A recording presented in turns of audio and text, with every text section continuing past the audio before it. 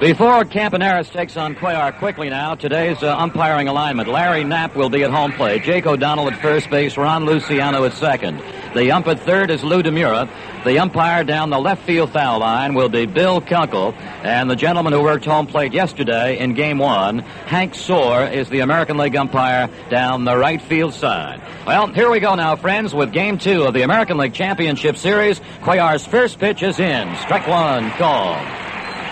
Cuellar going to Campaneris, the right-hand batter, and smack to the front of the batter's box, and then Joe Rudy and Reggie Jackson. Cuellar winds, cranks up and deals. Screwball is low to Campaneris. 1 ball and 1 strike to count. Campaneris in yesterday's first game had a base hit. That was his last time up when he doubled out to left field. 1-1. Here's a line shot, right field way. Frank Robinson back. He's there. Frank Robinson makes the waist-high catch to retire Campaneris on the line drive to right field.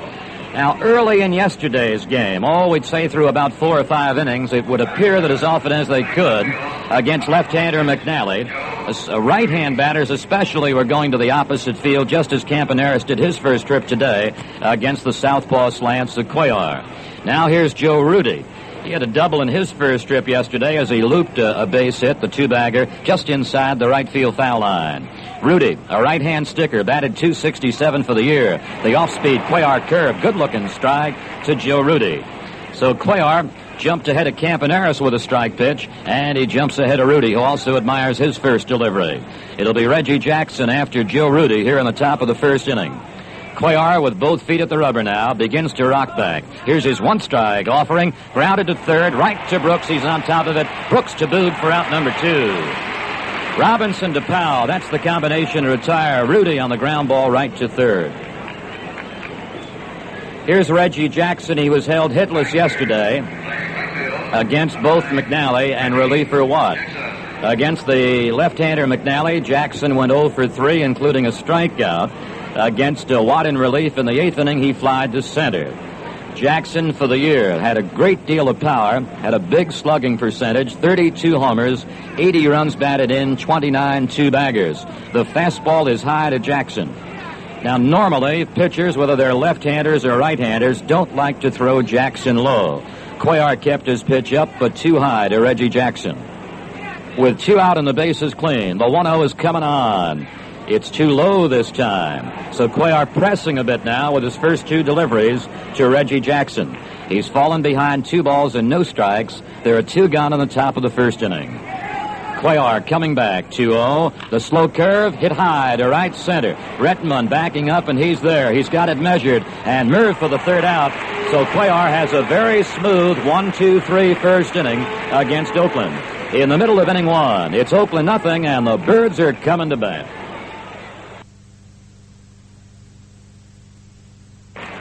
Well, as Don Buford now is about to take on the Oakland right-handed starter Jim Catfish Hunter today, let's set the A's defense for you. In the infield, it'll be Bando at third, Campaneris at short, Green plays second, Davis is the first baseman. Duncan again does the open catching today as he did yesterday for Vida Blue and the reliever Fingers. Now the Oakland outfield exactly the same as it was yesterday also. Joe Rudy in left, Angel Manguel in center, and Reggie Jackson in right field. Catfish won 21 ball games. The right-hander lost 11.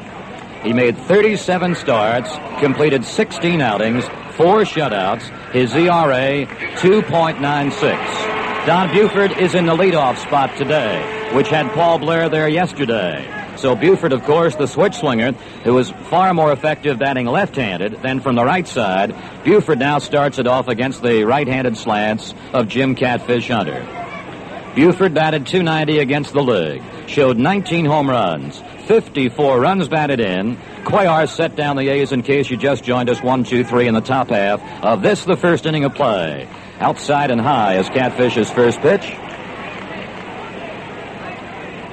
Here's an Oakland veteran right-hander who never played in the minor leagues. Jim Catfish Hunter with the arm straight down to the side. He winds on top. His 1-0 is outside to Buford. 2 balls and no strikes. Hunter's last start was Monday, a game that he worked 7 innings against Kansas City and picked up a 2-1 victory. He was very effective in that win against the Royals. Buford, 2-0, takes the strike at his letters. The ball and strike man is Larry Knapp, back of the plate. Buford, Johnson, Powell. Then in case you missed the rest of the order, Frank Robinson, Rettenman, Brooks Robinson, Hendricks, Belanger, and Cuellar batting ninth. The 2-1 issued by Catfish Hunter. Cut out and foul, tipped off the mask of catcher Duncan. It's 2 balls and 2 strikes. Buford, just as he's had in every year in the Oriole uniform, had a tremendous on-base percentage this year. 130 base hits. Hit 7 times by opposing pitchers. Led the club in walks with 89. Catfish goes to work, 2-2. Here's a ground foul by third base coach Billy Hunter. Catfish against the Orioles this year had 2 victories. He lost 1. Lifetime, he's won 13. He's lost 12. He makes the 2-2 again right now to Buford. A foul on the ground back of the plate off a breaking ball. Now, Catfish, of course, and who does, maybe, Catfish does not throw anywhere near as hard as a Vida Blue did yesterday and for most of the year. But unlike Vida Blue, Catfish has a greater assortment of pitches, and he has outstanding control. 2-2 to Buford again. It's high for ball 3, 3-2. 3 balls and 2 strikes. Catfish on that last pitch did some string pulling with a breaking ball of his. Duncan sets the target. 3-2 to Buford. Ball 4. So the Orioles get the quick start. They get Buford aboard on a walk off a 3-2 pitch. Buford's the go-ahead run. Nobody out as we start the bottom of the first inning with Buford's walk. And here's Dave Johnson. Johnson was the man yesterday who, after Blue threw hitless ball for 3 innings, Johnson was the fella who got the Orioles' first base hit and then scored the first run. He doubled in the left field corner and then romped home on Rettenman's 2-bagger. That was the stage in the ball game when the Orioles trailed 3-1. Catfish with a move to first base, and Buford back ahead of the move in the toss to first baseman Tommy Davis. Johnson against Oakland for the season. The regular season went 6 for 32. Breaking ball is outside, a bluff throw by Duncan. He just made a bluff move as he looked down the first base side to Buford. 1 ball and no strikes to Johnson. So against the first 2 batters now, Catfish has not been able to get that first pitch in for a strike. Catfish sets up and pauses right to the belt. He's got the strike at the belt of Johnson. Now, Catfish has a very slow, and he also has a very small set. He holds the hands right down under the belt and then just stretches them up easy, pauses into the belt. Buford's lead with nobody out. Johnson on the Catfish 1-1. Hits a foul ball coming back this way. Being chased by Duncan over near the seats, and it's in the seats out of play. 1 ball and 2 strikes to Johnson. Now, a couple of moments ago, we told you about Catfish's lifetime record, about his record this year against the Birds, winning 2 of 3 decisions. His victories, he had 1 here in Baltimore, had 1 at Oakland. He also had a loss here in Baltimore, and that was a loss to Pat Dobson by a score of 1-0. His victories were in late April, 5-4 at Oakland. The other victory here in early May, 6-2. He's ahead of Johnson right now, 1 ball and 2 strikes. He watches Buford and now delivers. Here's a foul down the right field side and no play. Within an hour or so after the second game of the American League Championship Series is over, approximately an hour later, the Oakland club will be on its chartered plane. The Orioles will be on their chartered plane. They'll be flying to the West Coast to get in West Coast time now, in the early hours of the evening. And then a couple of hours later, go to bed and get ready for Game 3 at Oakland tomorrow afternoon. Buford had the leadoff walk. He scratches his lead at first base. Johnson again, 1-2. Takes outside. It's 2 balls and 2 strikes to Johnson. Powell will be the next batter.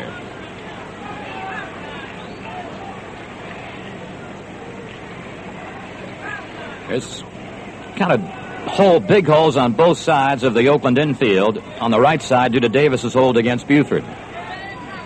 And Buford goes back now against an easy move that way by Catfish. with Davis holding against Buford, and additionally with second baseman Green shading a bit to his throwing side, a gaping hole on the right side of the A's infield. 2-2 on the way. Strike three, inside corner, belt high. Johnson gets caught looking.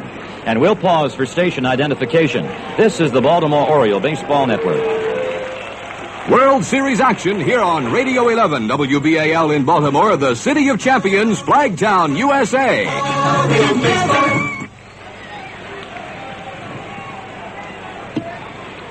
Here's Boog Powell now. Went 1 for 4 in yesterday's game. Blue, by the way, struck him out twice. Powell's base hit was a ringing ground single to right in the 4th inning.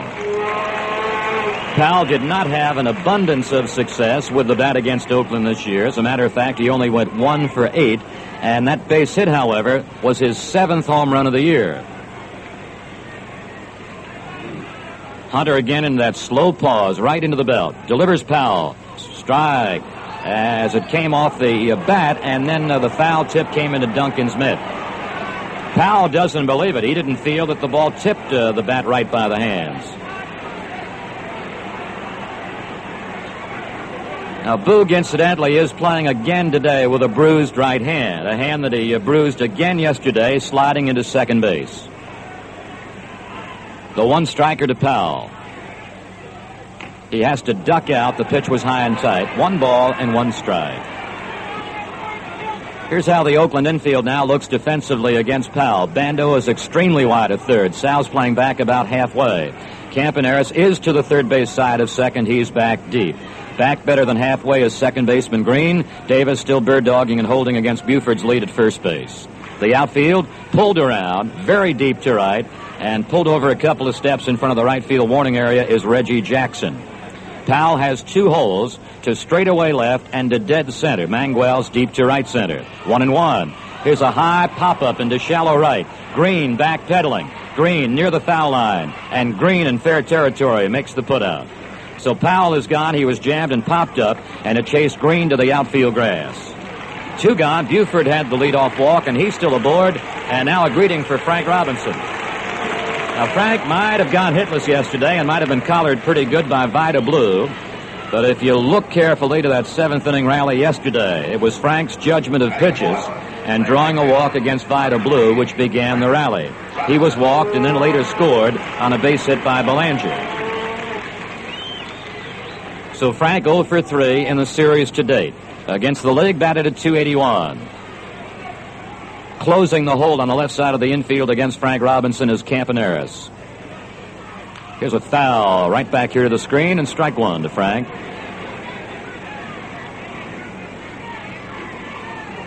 The outfield of Frank Robinson is straight away in every spot. Left, center, and right were Rudy, Manguel, and Jackson.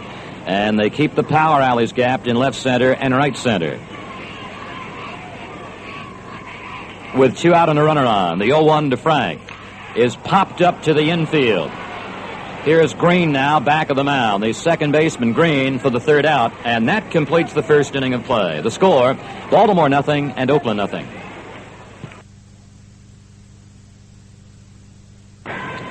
Well, we've just had a scoreless 1st inning in the duel between southpaw Mike Cuellar and the Oakland right-hander Jim Catfish Hunter. Cuellar had an extremely smooth top of the 1st inning, setting down Campaneris, Rudy, and Jackson without any trouble. Now on the top of the 2nd inning, Miguel Cuellar to go against Tommy Davis, Sal Bando, and Angel Manguel.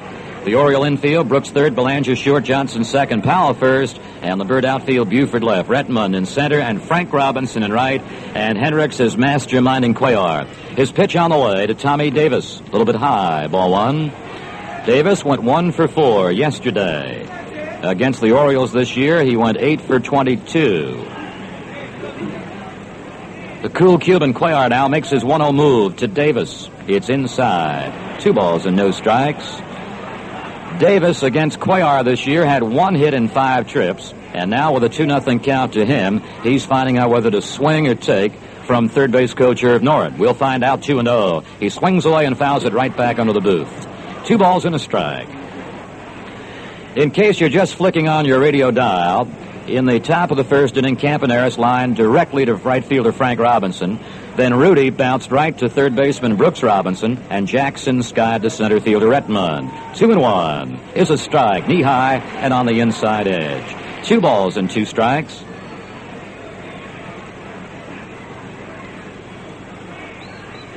This is Davis starting off the top of the second inning. And the 2-2er to him is looped down the right field side. Powell backpedals. He can't get it. It's inside the right field foul line. Davis is on his way for 2. Powell will throw late to second, and Davis has a looping double popped over the head of first baseman Powell and just inside the right field foul line. So the A's, as they did so often, especially early in yesterday's game, pick up a base hit, pick up an extra base wallop, and get it to the opposite field. Davis with a 2-bagger looped to right, and here's Sal Bando. Bando doubled his first time up yesterday, singled his last time up, and overall he went 2 for 4. Bando, real good clutch right-hand swinger, batted .271 for the season. Davis at second, and the pitch is inside, ball 1. In the last 4 years, this team captain of the Oakland Ball Club, Bando, has missed only 16 games. Davis with an edge at second base and a good lead. Change curve is fouled in the batter's box. A ball and a strike to Bando, who is off balance, cutting it out in front of that off-speed Cuellar breaking stuff. 1 ball and 1 strike. Prior to this year, over the 3 previous seasons, that's in 68, 69, and 70, Bando had missed only 8 ball games. 1-1 by Cuellar as he sets to the belt, kicks and deals. Here's a foul ball over the Oakland dugout, which is on the first base side. 1 ball and 2 strikes to Bando. Bando, the team captain, strictly the team leader, also the team's top RBI man. Bando drove over 94 runs this year. Johnson moves a bit towards Davis's lead at second base. Cuellar looks back, comes in 1-2. A foul, straight back, ripped to the screen. So Bando and Cuellar now keep on dueling at 1 ball and 2 strikes. Compared to some other fine Oakland talent, the likes of Reggie Jackson and Rick Monday, Bando did not receive anywhere near as sizable a bonus. He hits a looping ground ball on 1 skip to Belanger at short. He throws out Bando, and staying at second base is Davis. That was a lazy looper that took just 1 skip in front of Belanger. It could have been a tricky ball to play, but Belanger played it properly and then threw out Bando. Davis stays at second base. Now here's Angel Manguel. He was hot with the bat early in the game yesterday. He tripled over Bando in the second inning, then doubled over Davis in the 4th inning. So Manguel went 2 for 4, and he knocked over 2 of Oakland's 3 runs in the 5-3 Baltimore decision. Strike to the right-hand batter just above his knees.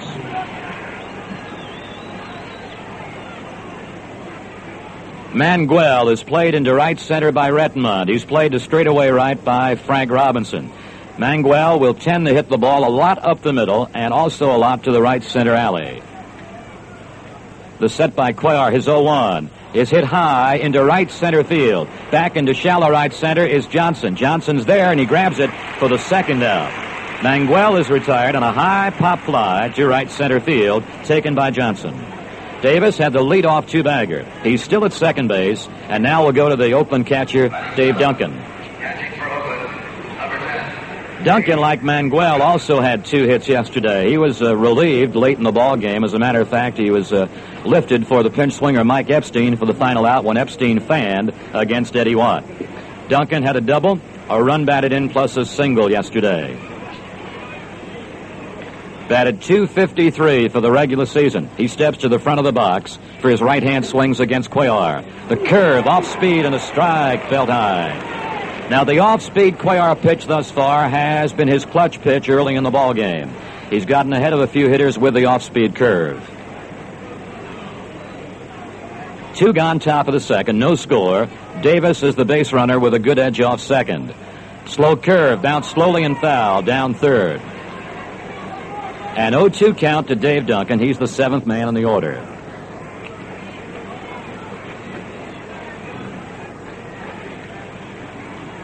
We commented earlier about Cuellar having a losing decision without a win against Oakland this year. Lifetime against the A's, Mike has won 3, and he's lost 3. He's ahead of the batter Duncan at 0-2. Checks the lead of Davis, delivers. Fastball inside and low. Hendricks started to take one move to the dugout and then realized Knapp did call the ball. 1 ball and 2 strikes.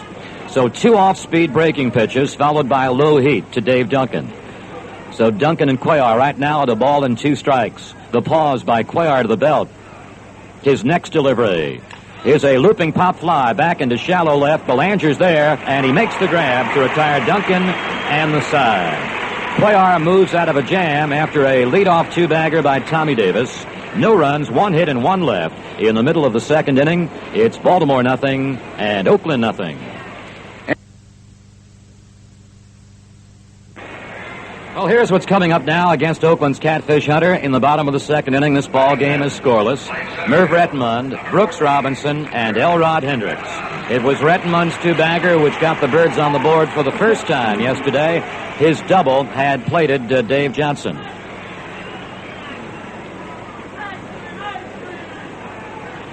Well, some fans out in the left field bleacher section had started to drape a banner over the left field wall, which indicates they're from the city of Elmira.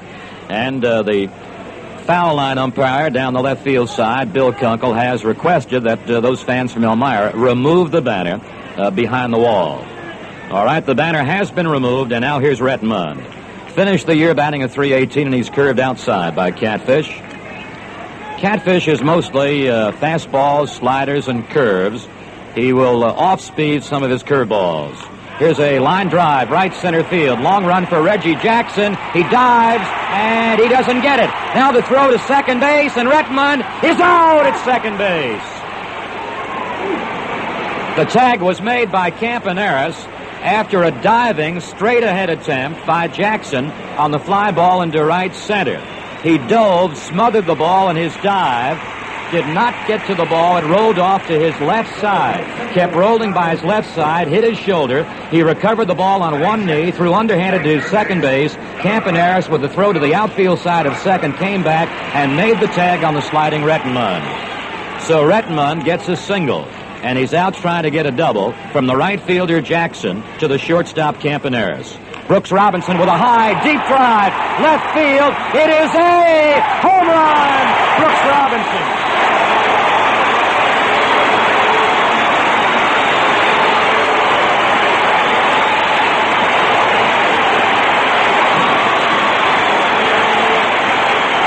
Earlier this year, Brooks Robinson hammered his second homer of the season against Oakland's Catfish Hunter. Today, in Game 2 of the playoff series, he hammers the first home run of the championship series. We had no homers here yesterday, and Brooks's bomber gets the Orioles ahead 1-0 into the left field seats for a 1-0 Oriole edge.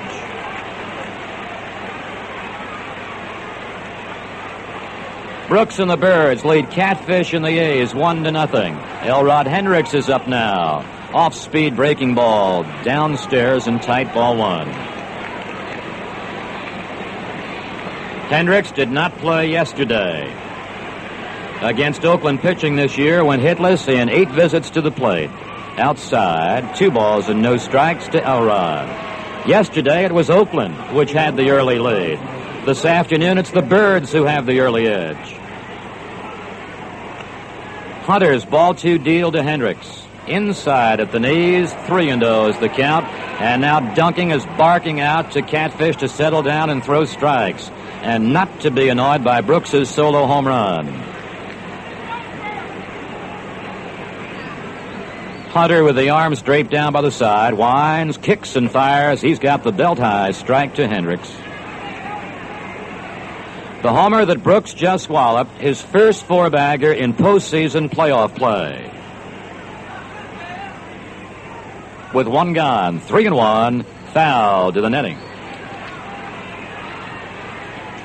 3 balls and 2 strikes to Hendricks after he had gone way ahead of Hunter now, 3 balls and no strikes. 1 gone, a run home, and a 1-0 Baltimore lead in the home half of inning 2. Hendricks finished the campaign batting at .250, had 9 homers and 42 RBIs. 3-2. Line drive, base hit, center field, right over the bag. That's the 3rd straight hit here in the bottom of the second inning. And you You may say, well, there have been 3 straight base hits. How come there's 1 out in case you just joined us? Well, Rettenmund had the base hit in front of the diving Jackson in right field. Then when Jackson dove and lost the ball, it bounced to his left side, hit his shoulder, slowed down. Jackson then picked it up and tossed out Rettenmund trying to get a 2-bagger. Then we had the Brooks homer. Now we've had the Hendricks single up the middle. Here's Mark Belanger. Belanger, one of the heroes yesterday, along with the Blairs and the Motons and the McNallys and the Watts. His base hit was the one that scored Frank Robinson to make it 3-2 in the 7th inning. Hendricks leads with 1 gone. Breaking ball is a knee-high strike to Belanger. Belanger takes a quick peek now to his third base coach, Billy Hunter. Hendricks off first base, and he's held there by Davis. 1 strike delivery is a foul right back here to the screen. 0-2. Activity already in the Oakland pen. Right-hander Bob Locker and left-hander Jim Rowland. It's a 2-strike count to the swinging Belanger. Hendricks scratches his lead off first base with 1 gone. Hunter's 0-2 move. Strike 3 is called to the outside edge of the plate. That'll make Belanger the 2nd out.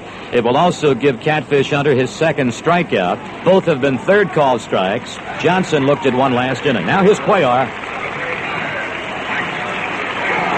Cuellar comes to the plate with a lead of 1-0. With the bat, he hit 103 in 1971.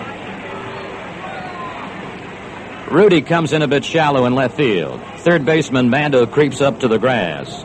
Davis at first base still holding on the Hendricks lead. Orioles 1, Oakland nothing in the bottom of inning 2. Breaking ball, grounded to right field, a base hit. On his way to second base is Hendricks, and he'll stay there. A ground single pumped to right by Cuellar, and that's hit number 4 this inning. Well, yesterday against the fast-balling left-hander, Vida Blue, the Orioles did not have a base hit until the 4th inning. As a matter of fact, they didn't get their 4th hit of the ball game until the 7th inning. They've had 4 base hits already here off Catfish Hunter in the 2nd inning of play. They've got a 1-0 lead. They've got Hendricks anchored at second, plus Cuellar at first, and they bat the leadoff man, Don Buford. Now, Buford, during the month of September, has been bothered by 2 annoying injuries. One to the groin area of the leg and the other to his left knee. He drew a walk to begin the bottom of the 1st inning as he and Catfish Hunter got to a 3-ball, 2-strike struggle, and then Buford won the struggle with a walk. 2 runners aboard and 2 men out. Buford batting left-handed. Backs off, the pitch was into his shoulders, ball 1. Now, Catfish, I'm sure, as well as his catcher, Dave Duncan, to say nothing about manager Dick Williams, must be a little bit annoyed that Hunter has not thrown too many first-pitch strikes. 1-0.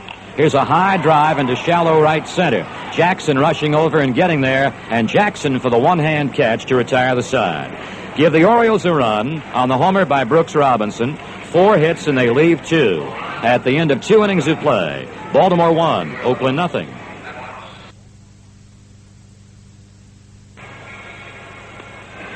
Well, those fine Oriole fans, apparently here from upstate New York, the city of Elmira, again have draped their Elmira sign across the wall out in left field, and they have removed it immediately, as they were warned to do and did do last inning. Of course, a lot of Oriole ball players, plus manager Earl Weaver, saw a lot of service in the city of Elmira. Earl, as a matter of fact, managed in Elmira.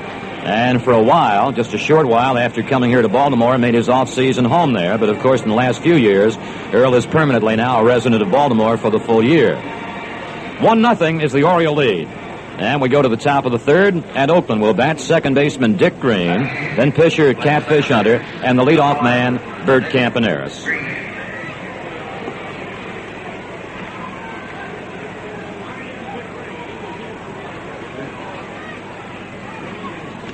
Green made only 1 official plate appearance yesterday. He went 0 for 1. The fastball's bunted out towards third and foul, about 15 feet away from the plate. So strike 1 to Green, who tried to bunt his way to first base. Green with a tremendous comeback after what for he personally was a very, very disappointing 1970 season.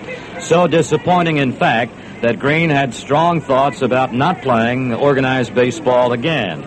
But the super salesman of the Oakland club, namely its president and owner, Charlie Finley, talked to Green during the offseason, convinced him to come back, and he had a much better year than he had a year ago. One strike pitch is bunted again out towards third. Brooks, bare hand pickup. Throw gets by Powell, and hitting the bag, Green tumbles over along the foul line. Brooks made a bare hand pickup about 15 to 20 feet away from home plate. Threw hard, a little bit by Powell, also over the back of Green, and when Green hit the bag, he stumbled and fell along the first base foul line. Green bunting for a base hit.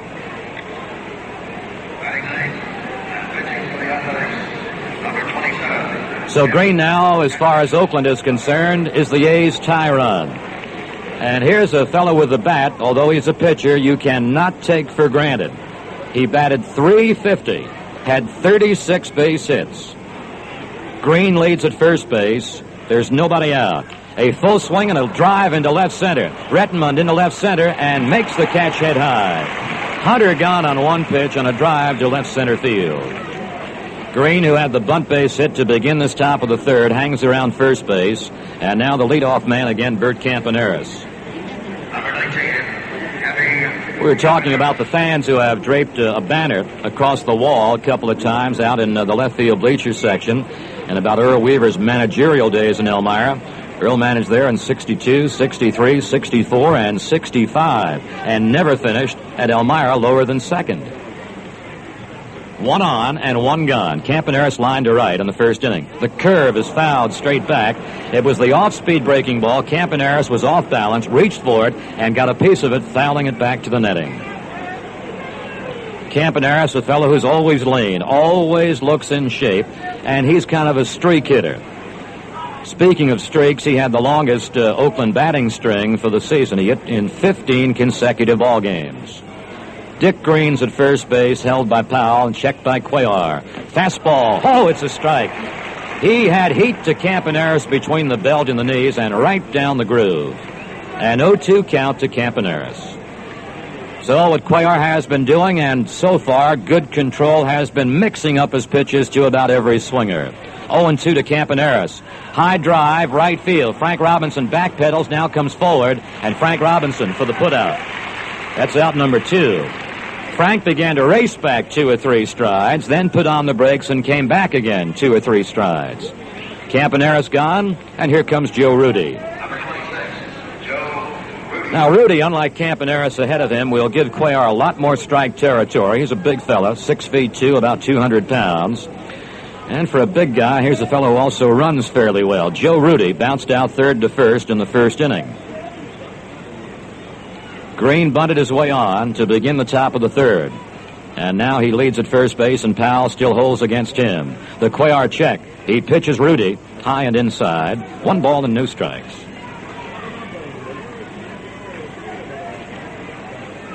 Rudy had 10 homers for the year, 52 runs batted in, and against the league had the average of .267. He's played over to left field by Buford, played straight away to center by Rettenmund. A Cuellar toss to first base, and Green beats it back. The A's with bullpen activity again. And they've got the right-hander throwing in the bullpen. Cuellar gazing to Green with 2 out. Now he's going to work Joe Rudy, and we'll have to wait because he moves Green back again.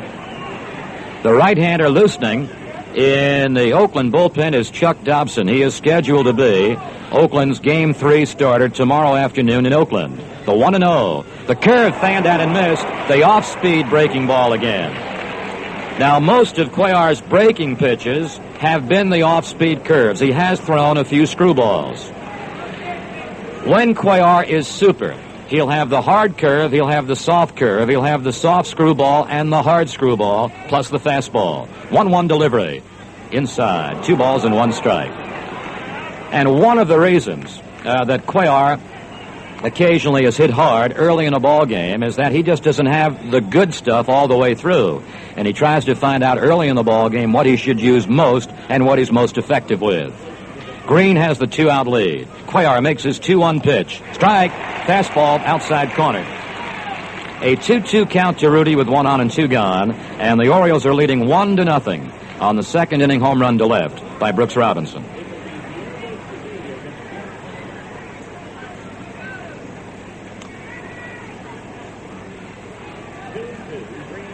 Green now getting his lead as Cuellar is leaning forward to get signs from Hendricks, and he's making Rudy wait for the 2-2 pitch. Here it is.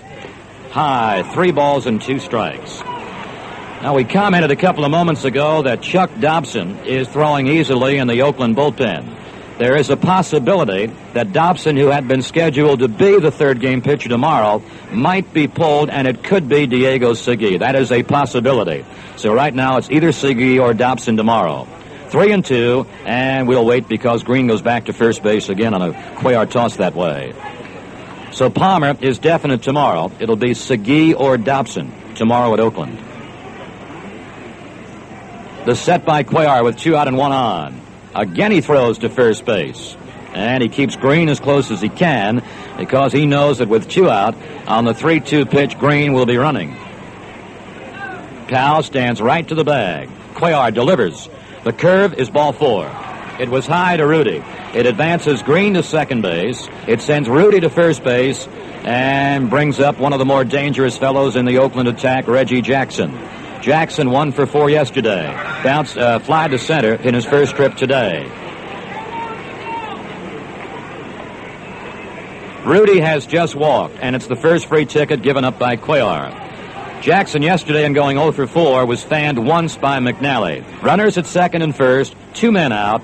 Swing and a miss at a breaking pitch.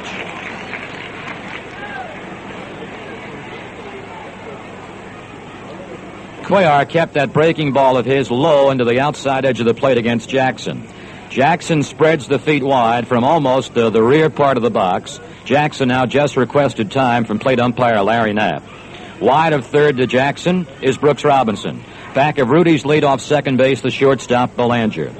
The pitch is lined out to left field. Buford comes to his right. Buford's there for the third out. So Rudy and Green are left stranded at first and second. And in the middle of the third inning, Baltimore 1, Oakland nothing. Before the Orioles bat in the third, let's pause for station identification. This is the Baltimore Oriole Baseball Network.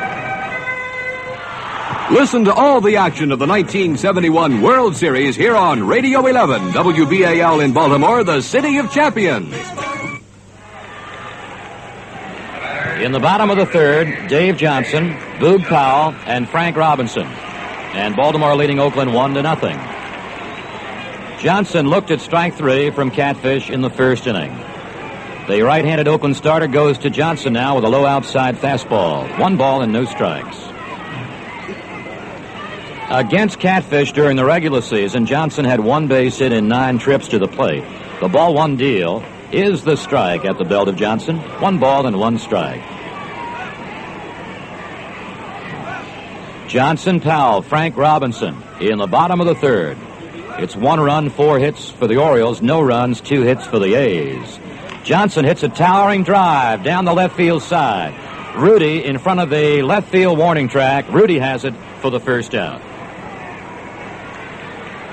Well, we certainly pray and hope that Oriole pitching coach George Bamberger is feeling much better.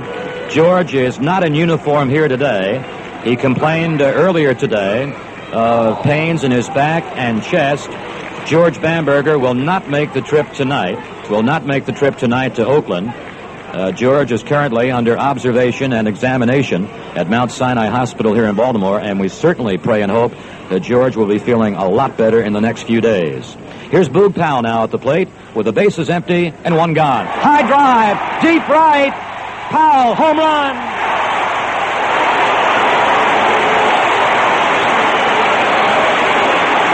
Birds have 2 runs on Brooks Robinson and Boog Powell homers. They lead 2-0.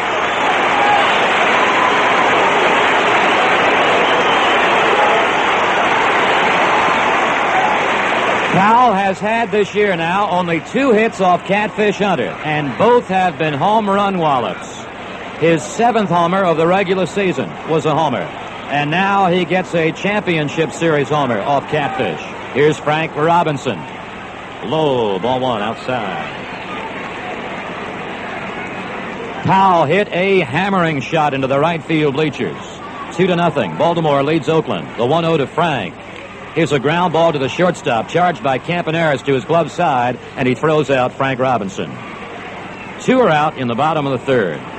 Getting back to the Powell homer off Catfish Hunter, during the regular season, Catfish Hunter gave up more home run pitches than any other member of the Oakland staff, 27. And one reason is that against fellows like Powell, despite the fact that he's got dangerous power, Catfish will challenge the likes of a Powell, as he'll challenge the likes of a Frank Robinson.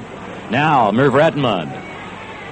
2 gone, bottom of the third. Breaking ball, strike is at the knees. Rettenmund singled to right in front of the diving Reggie Jackson in the second inning, and then Jackson picked up the ball and tossed out Rettenmund, trying to leg it into a 2-bagger. Another breaking ball is another strike, 0-2. Orioles 2, A's nothing on solo homers by Brooks Robinson and Boog Powell. Base is empty with 2 out. Hunter's pitch is fouled back to the netting. All Rettenmund has seen now are 3 straight breaking balls from Catfish Hunter.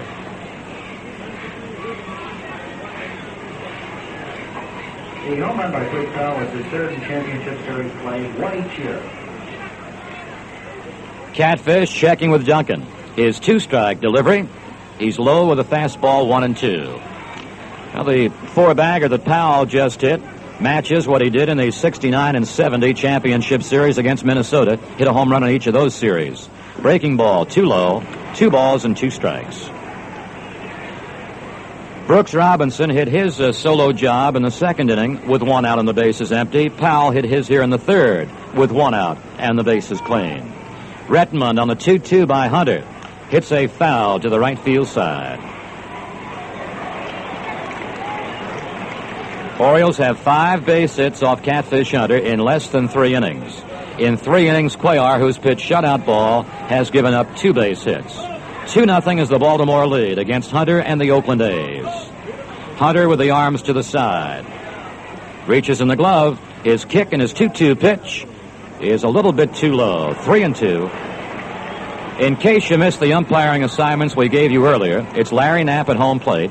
The rest of the 6-man crew, Jake O'Donnell first base, Ron Luciano second, Lou DeMura the ump at third, down the left field foul stripe, Bill Kunkel, the right field foul line umpire, Hank Sewell. 3-2. Swing and a miss at a breaking ball to retire the side and give Hunter his 3rd strikeout. The Orioles get 1 more run on the Powell homer at the end of 3 innings of play. Baltimore 2, Oakland nothing.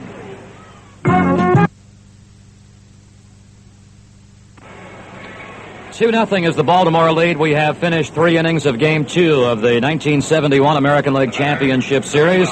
This is Bill O'Donnell joining you now for the top of the 4th inning. Tommy Davis, Sal Bando, and Angel Manguel for the Oakland Ball Club. Davis has one of the 2 base hits off Cuellar. He looped a double just inside the right field foul line in the second inning. Cuellar's deal to Davis. Strike belt high. Davis, 2 for 5 in the playoff series to date. Right-hand batting, veteran Tommy Davis against Cuellar's outside delivery, 1 ball and 1 strike. Davis has seen service with the Dodgers, the Mets, the White Sox, Seattle, Houston, Oakland, and the Cubs. 1-1 deal on the way. Here's a looping fly ball, shallow center. Rettenmund coming in, Belanger back. It's Rettenmund for a fine catch right on top of the shoes. A high drive into shallow center. Too far back for Belanger, but not too shallow for Rettenmund. He took it right on top of the shoes in shallow center. Davis robbed by the thievery of Rettenmund. He reached right under the knees and caught the ball right on top of the shoes. Davis is gone to the Oakland dugout, and to the plate is Sal Bando, the 3rd baseman. He bounded out short to first in the second inning. Bando hits a foul right back to the left of our booth, and strike 1. Bando was a ground-out victim, short to first in the second inning. He'll crouch quite a bit from the rear of the box, from the waist to the plate. The 1-strike delivery now by Cuellar. Here's a foul coming right back towards the booth again. A 2-strike count to Bando. It's Baltimore 2, Oakland nothing, with 1 gone in the top of the 4th inning. Cuellar 2 strikes on top of Bando. The cool Cuban Cuellar now will begin his rocking motion. Here's his 2-strike pitch. Off-speed curve is outside. 1 ball and 2 strikes. That tantalizing butterfly off-speed curve by Cuellar, and Bando wasn't fooled by it. Let's see what Bando now waits for, 1-2. Here it is. Here's a foul off the end of his bat on another off-speed curve.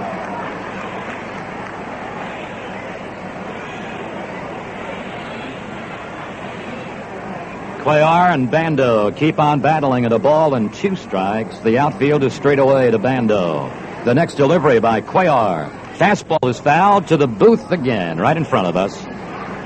So Bando not only playing games with Cuellar on foul strikes, but also moving them right back this way. 1-2. Bando tries to pull the ball as much as he can. The curve is pulled, and a base hit out towards left field, just inside the bag of third. Bando rounding first, going for second. Buford throws to the outfield side of second, and Bando pulls a double just inside the bag of third. And now here's a complaint being made by manager Weaver to the foul line umpire back of the bag at third base, Lou DeMura. A double by Bando. Pulled back of the bag at third. That is the third base hit off Cuellar, the second extra base wallop. Tommy Davis had a 2-bagger to right in the second. Now a 1-out 2-bagger pulled by Bando back at third. Angel Manguel is up. He popped to second baseman Johnson to the outfield grass in right in the second inning. Manguel, 2 for 4 yesterday, 0 for 1 thus far today. The check of second by Cuellar. His pitch to the right-hand swings of Manguel. A ground ball to Brooks at third. Bando stays at second. Brooks throws out Manguel. A hot smash. 3 skips to Brooks Robinson. Manguel out number 2. Now to Dave Duncan, the Oakland right-hand swinging catcher. He skied to shortstop Belanger in the second inning. Baltimore 2, Oakland nothing. In the top of the 4th inning, on a second inning Brooks Robinson home run, on a third inning Boog Powell 4-bagger. Duncan 2 for 4 in the playoff series right now. Bando with his edge off second base and 2 men out. Cuellar sets and deals. The curve slapped foul behind third base coach Noren. 1 strike to Duncan. Now a lot of Oakland batters, especially right-hand swingers, have been hitting fouls all over this ballpark, a lot of them back this way, and most of them off the off-speed Cuellar breaking pitches. Bando with 2 out, leads at second. Cuellar to the plate, 0-1. Fastball and a check swing foul. Duncan was jammed, couldn't get the bat back. He was jammed in shoulder high, had the bat out in front, tried to jerk it back and couldn't get it back in time. So it's 2 strikes to Duncan. Now, there's been really no set pattern by Cuellar. He's thrown an off-speed curve, then come back with a fastball, come back with a fastball and off-speed curve, thrown a screwball off and on. He's been mostly off-speed curves and fastballs. Fastball is high and away. 1-2 to the right-hand swings of Duncan. He's 7th in the order.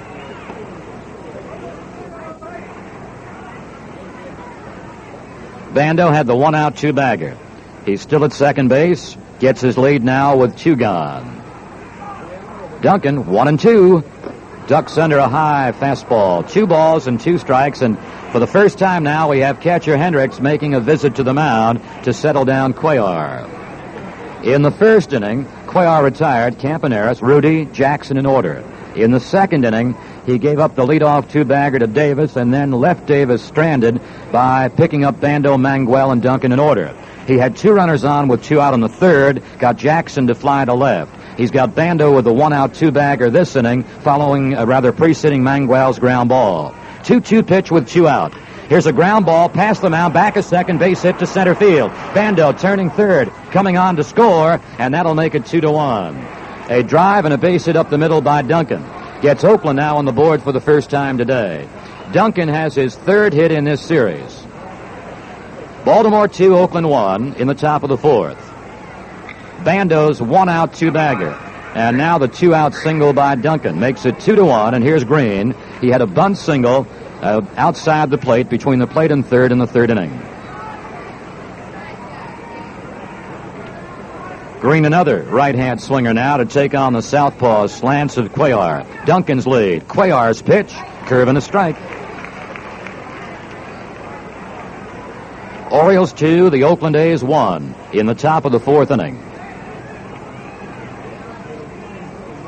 Powell right at the bag as Duncan has his short lead, and suddenly Green has escaped the batter's box, so Larry Knapp has called time.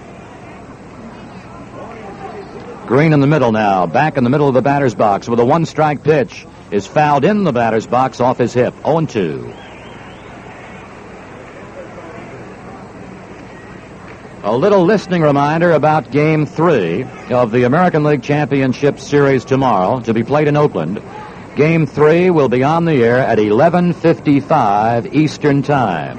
At 2:55 Eastern Time. 2:55 Eastern Time tomorrow. The two-strike delivery. Fastball, strike 3 at the knees. Green is a strikeout victim to conclude the top of the fourth inning. The A's get a run with 2 hits, and they leave 1. In the middle of the fourth inning, Baltimore 2, Oakland 1.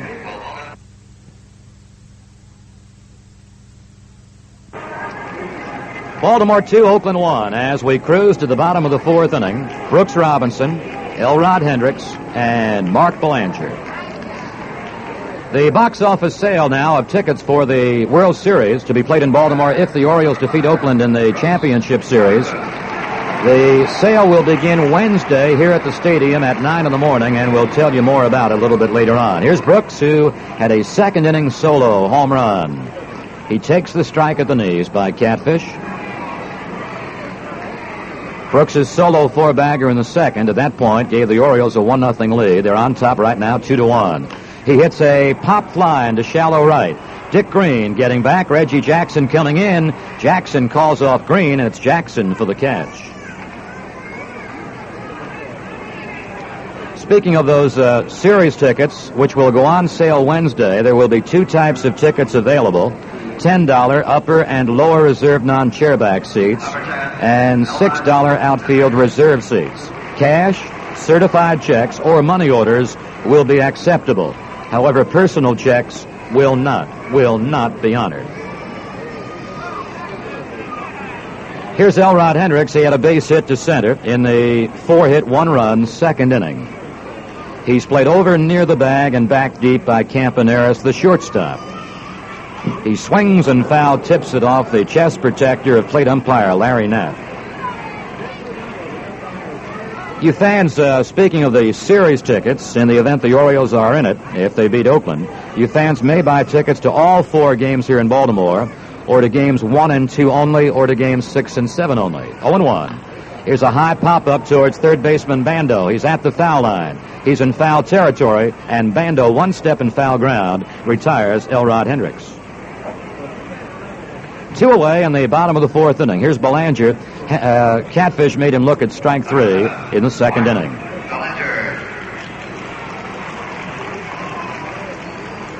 Belanger 1 for 3 in the championship series, batting with 2 gone in the bottom of the fourth inning. Belanger deep to the box, keeps flicking and waving the bat, now waits for Hunter's pitch. It's the strike at the knees, snapped off.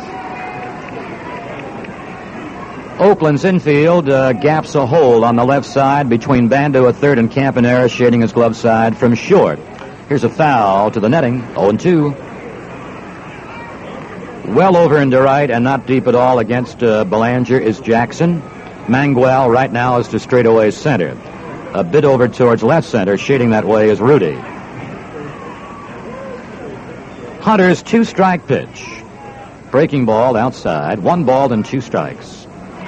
Here in the bottom of the fourth inning, it's 2 runs, 5 hits for Baltimore. It's 1 run, 4 hits for Oakland.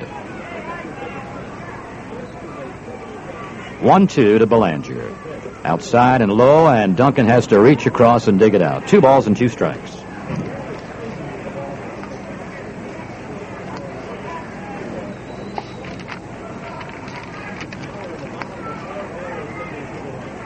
Belanger at 2 balls and 2 strikes. 2-2 now by Catfish to Belanger. Here's a fly ball, shallow center. On comes Manguel, and he's there, and Manguel for the putout. And that puts the cover now on 4 innings of play. The score, Baltimore 2 and Oakland 1.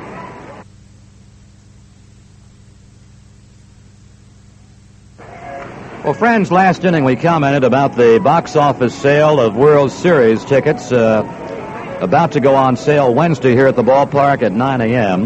The box office, located at gate W2 at the stadium, will remain open until 6 o'clock in the evening on Wednesday. And the sale will resume Thursday and Friday, again starting at 9 o'clock and continuing until 6 in the evening, unless the supply of series tickets is exhausted earlier. Top of the fifth inning coming up. It'll be the Oakland pitcher, Catfish Hunter, then the leadoff man, Campaneris, and Joe Rudy. Hunter was retired on the first pitch to him in the top of the third. He fly to center fielder Rettenmund. And again, we should repeat that Catfish Hunter has a real good bat. Strike is called at his belt. Catfish, 36 hits during the season in 103 trips for an average of .350. The one-strike delivery by Cuellar is fouled straight back. They talk about fellows like Drysdale of the past, like Gary Peters of the present, having outstanding bats. Well, Catfish Hunter doesn't have to back up for any pitcher with a bat. The two-strike delivery is fouled right back this way. Orioles went ahead on Brooks Robinson's second inning homer, made it 2-0 in the third on Powell's homer. The A's got their run in the top half of last inning. 0-2. Foul to the screen again. The Oakland run last inning on a one-out two-bagger by Bando and then a two-out single by Duncan. 2-1 Oriole lead, top of the fifth inning. The Orioles won yesterday with a 4-run seventh and won the ball game 5-3. Cuellar coming in 0-2. Screwball is in the dirt. 1 ball and 2 strikes. The Oriole bullpen today thus far has been silent. It was active, you remember, quite a few times early in the ball game yesterday with both Dave Leonard and Grant Jackson. 1-2 to Catfish Hunter. Slow curve, fanned at and missed. So that's been, again now, the great Cuellar pitch of the afternoon here early in the ball game. The off-speed breaking ball. He set up Hunter with it and then struck him out. 1 gone, top of the fifth inning. The leadoff swinger, Bert Campaneris, lined to right, flied to right. Lined out in the first inning, flied out in the third. 1 gone, top of the fifth.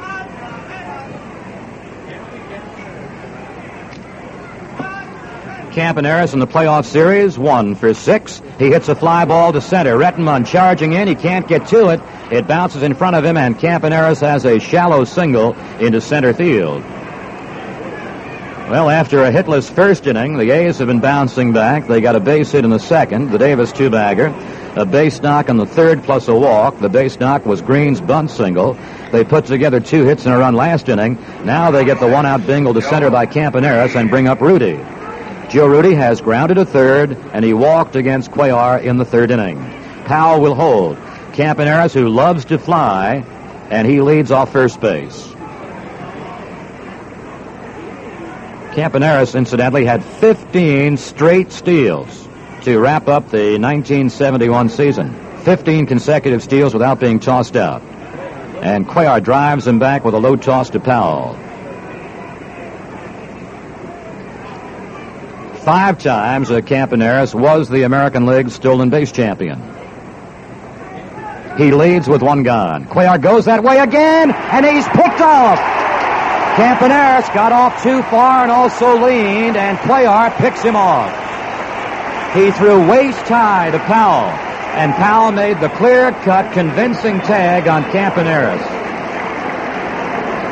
The throw was a little bit to the home plate side. Powell reached to the outfield side of the bag, came back, and made the waist-high tag on Campaneris, who was trying to elude him, circling back to the outfield side of the bag, and Powell tagged him.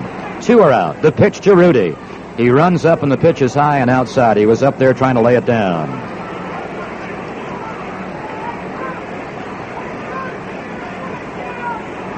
Well, yesterday, McNally picked off Tommy Davis. This afternoon, Cuellar has picked off Campaneris. Joe Rudy on the 1-0. Cuellar pitch. Hits a foul right back towards the booth. Oh, a booth to the right of us, and a young fan has made a fantastic catch. A couple of friendly Oriole fans sitting to the right of our booth in another area, and one fellow just reached right up with both hands, and he squeezed it, and he's got a broad smile on his face. 1 ball and 1 strike to Rudy. Cuellar to the pump.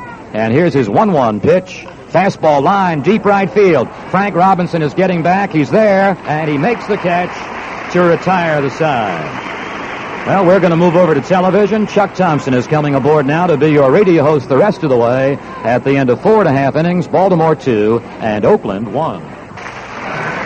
Well, before Cuellar steps in, we'd like to step out for a station break. This is the Baltimore Oriole Baseball Network.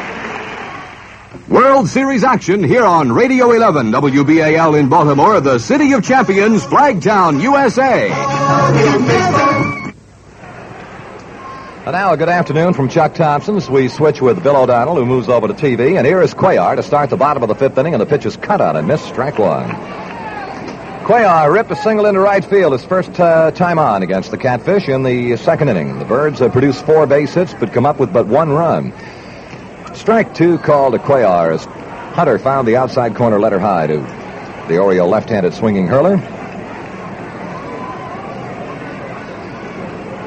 0-2 the count to Cuellar. He'll be followed by Buford and Dave Johnson. Hunter throws. Strike 3 called. He caught the outer corner above the knees. Strikeout number 4 for Catfish Hunter. 1 out on the inning, and the batter now will be Don Buford. He has walked and flied to right field. Well, the Orioles hold a 2-1 lead over the Oakland A's here in the bottom of the 5th inning, virtue of the home run bats of Brooks Robinson and Boog Powell, who earlier this year in regular season play did the same thing in a losing effort against Catfish Hunter. When Hunter beat the Orioles 6-2, Powell and Brooks accounted for the lone Oriole runs with solo home runs.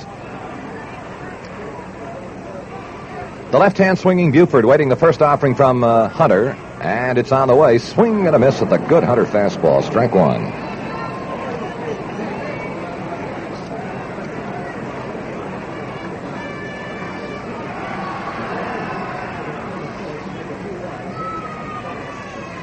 And a swing and a foul ball back on the screen and out of play.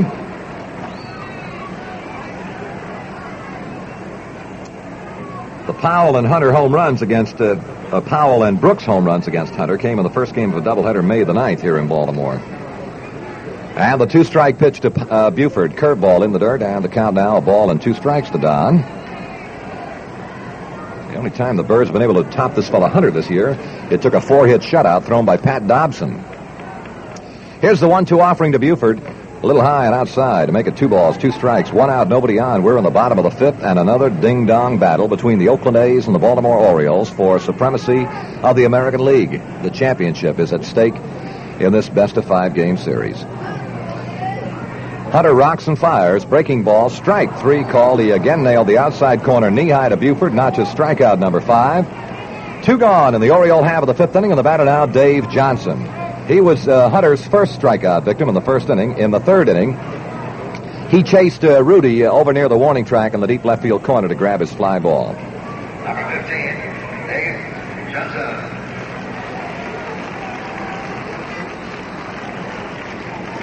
Well, Hunter with a strikeout pitch going here in the bottom of the 5th inning. The O's 2 runs and 5 hits, and the Oakland A's 1 run on 5 hits. Hunter's move in the first pitch to Johnson, a breaking pitch and a strike call, and Hunter is full of breaking pitches. With the exception to Cuellar, he used that fastball a couple of times and then got him looking at a breaking ball. Caught Buford looking at a breaking ball, moves ahead of Johnson with a breaking ball. The 1-strike offering, swinging a fly ball foul out of play on the right field side. So the count is 0-2 to Dave. And Hunter is where all pitchers like to be, out ahead of the count, 0-2. Now he can afford to force Johnson to go for his kind of a pitch, because Johnson, of necessity, must protect that plate and be ready for anything that comes relatively close. 0-2 the count. Here's the move by the Oakland right-hander. The pitch to Johnson, low and away, and a ball. 1-2. He did not chase the bad one.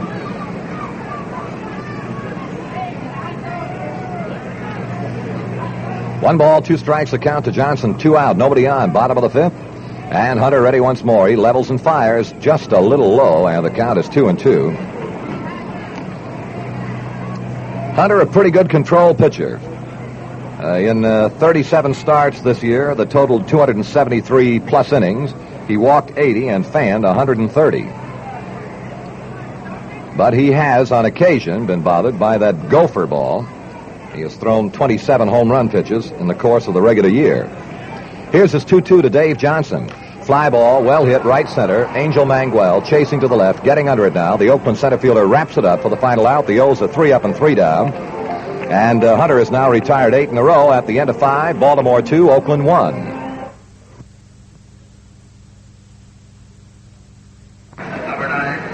Well, Game 2 of the 71 American League Championship Series now heads into the second half, into the 6th inning, and it'll be Jackson, Davis, and Bando.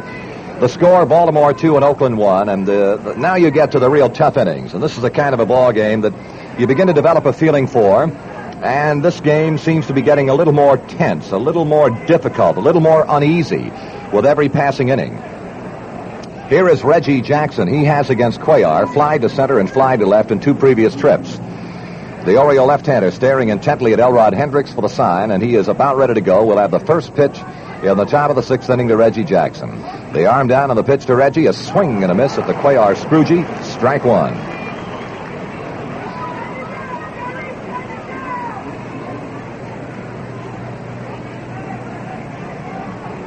One strike to Jackson. Cuellar in this top of the 6th must battle his way through the heart of the Oakland order. A swing and a miss of the Cuellar blew the fastball by Jackson, and he kept it up and away. 0-2 the count to the Oakland right fielder. Jackson long overdue against Cuellar in this campaign. He is now up there for his 13th time. He is 0 for 12 as of the moment. Cuellar working, 2-strike pitch. Line drive, fair ball, base hit between Brooks and the bag down in the left field corner, and Jackson has his first hit on his way for second, and he'll pull in without any trouble. A big swing around second base, and then he ducks back in. So the Oakland A's have picked up still another 2-base hit. They had 5 yesterday. They now have 3 this afternoon. Jackson with a line drive double, a left-handed swinger, hitting a line drive between the third baseman and the bag out into the left field corner. So again, the Oakland A's put the pressure on Cuellar. Baltimore 2, Oakland 1. And here is Tommy Davis, and he has 1 hit in 2 trips and might well have had 2 had it not been for a sterling play. Here's a bunt down the first base side by Tommy Davis, fielded by Boog Powell, and he touches the bag ahead of Davis on the sacrifice bunt. Davis is retired, but down to third base goes Reggie Jackson. And the Oakland A's now have the tying run at third base with only 1 down in the top of the 6th inning. And Mr. Hit for the Oakland Ball Club, a fellow who has been as tough as anybody at all against Cuellar this year, now faces Miguel. Here is Sal Bando. On the regular season, he had 5 hits and 8 trips against Cuellar. This afternoon, he has a double in 2 appearances. The infield is up, and Cuellar throws. Ground ball up the third base side. Brooks Robinson's got it. He holds the runner at third, throws to first, and Bando has been retired. With the infield up, it was a fairly well-hit ground ball, headed into that area you call the hole off the third base side. Brooks, cat quick, got to the left side and made the grab and held Jackson at third base and threw out Bando. Bando, a very tough out, is the second out of the inning. And there's no let-up, as here now is the young Angel Manguel. Manguel yesterday contributed 2 hits and 4 trips, a double and a triple. This afternoon, he is popped to second and grounded to third. The infield backs off now. Cuellar's first offering to Manguel is inside, ball 1. The Orioles give this right-handed swinger the foul lines down both the left field side and the right field side. They kind of jam up the outfield a little bit, but Rettenmund plays a bit toward the alley in right center. Cuellar has the sign from Hendricks into the move. The 1-0 to Manguel, a check swing and a ball low. 2 balls and no strikes. Behind Manguel, should the opportunity present itself, is the man whose bat has accounted for the lone Oakland run so far, Dave Duncan. Jackson at third and 2 down. Cuellar behind on the count, 2 balls, no strikes, to Angel Manguel. The left-hander throws. Manguel looks. Strike is called. He changed up on a breaking ball and got it in.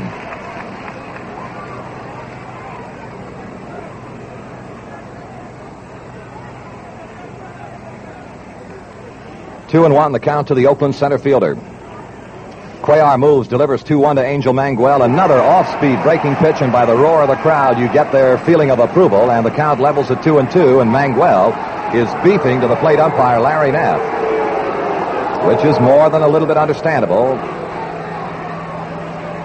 Everything riding on this championship series, and Knapp by gesture now indicates to the Oakland dugout to settle down over there. The count is 2 balls and 2 strikes. Jackson, the runner at third. There are 2 out. And Cuellar in a very tough battle. Into the wind, delivers a swing and a high fly ball center field way. Retmund should make the play. Setting up under it. Retmund is waiting. He's got it, and that's the final out. And the A's strand a runner at third at the end of 5 1/2. Baltimore 2, Oakland 1. Well, here are the Orioles coming out against Catfish Hunter, bottom of the 6th inning. And Hunter will face Powell, Frank Robinson, Merv Retmund in the Oriole half of the 6th inning. And this is the kind of a ball game where you just kind of sit and wait. You know that something is going to happen. You don't know who's going to do it or when it'll happen, but you begin to develop the feeling that it is just not going to stay a 2-1 ball game. Here is Powell. He has popped to second and hit a line drive home run into the right field seats. Powell's third championship series home run and his first this year. The pitch to Boog, swinging a foul ball right off his foot, and Boog dropped the bat, and he seems to be a little uncomfortable. Strike one to Powell. He injured his right wrist again yesterday in a slide when he was the middleman in the double play, or the front man in the double play. And his last time at bat, he seemed to hurt his wrist again with a swing. But like so many athletes, and I'm sure you know many of them, he has the ability to play with pain. A curve and a ball outside. 1 ball and 1 strike to Powell. This time it was Hunter who changed up on the pitch, as Cuellar has done so adroitly all afternoon. A 2-1 battle between Catfish Hunter and Mike Cuellar, and it is a battle. The 1-1 offering to Powell. Outside and a ball, 2-1 now. In the history of the Oriole Ball Club, there have been very few, if any, come-from-behind victories any more exciting and thrilling than yesterday's Oriole triumph. The veteran pressmen who have watched baseball for, some of them 25, 30 years, to a man were unanimous in their opinion that it was one of the most exciting baseball games they had seen in a long time. But that's history. That was yesterday. The 2-1 to Powell. Foul ball hit off the third base side. Bando giving chase, still moving toward the box seat railing. Bando is there and makes the grab right near the box seat railing for the first out of the inning. Powell, on a foul pop to the third baseman Bando, is the first out in the bottom of the 6th inning. And here is Frank Robinson, who has yet to figure out Catfish Hunter in 1971. He has been to the plate 10 times without a base hit. When asked, the difference in a Catfish Hunter of 71 and a Catfish Hunter of bygone years, most of the Orioles had one word: aggressive. He is much more aggressive than he had been in the past. They liken him to the Boston right-hander, Sonny Siebert. And that means bad news for Baltimore. Here is the pitch to Frank. The ground ball sharply hit at Campaneris, the shortstop. He digs it out. The throw on to first for the second out of the inning. 2 down in the Oriole half of the 6th inning. Siebert, who is really an Oriole nemesis, not only with his talented arm and his pitching knowledge, he has 15 career victories over the Orioles, has beaten them 4 times this year. And he and Catfish Hunter are quite similar in their approach to pitching and in the stuff they throw.